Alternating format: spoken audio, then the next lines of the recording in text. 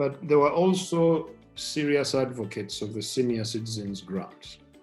And that is because they thought that it had been designed to reduce old age poverty by providing a minimum level of security to older persons. They saw it as an enabler of persons to deal with unique challenges which they faced.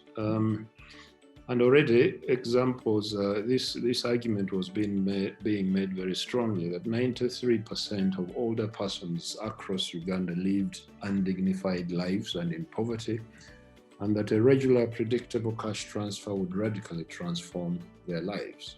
So the debate was really raging between those who thought this made sense and those who thought it didn't. Now, what was the reality on the ground? As we saw it in the districts. Now, it struck me that in Chivoga, people were telling us that a kilo of salt, for instance, cost only 500 shillings.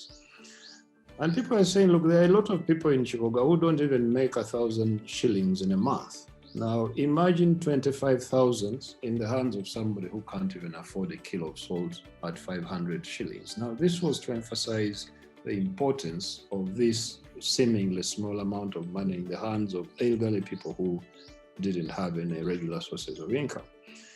Now, what were the elderly using this money for? They were buying sugar and other consumer products, soap, salt. Some of them were paying for books and pencils and pens for their grandchildren with whom they lived. They would use it to go to drug shops to buy medicines for themselves when they were not feeling well.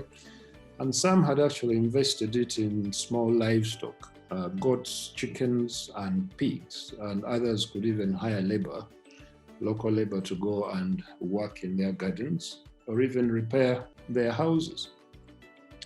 Now, it was quite evident in the rural areas that actually a lot of elderly people live on their own or with children who are either orphans of their own children who had died, or the children of their children who had left the rural areas to go into urban areas in search of work.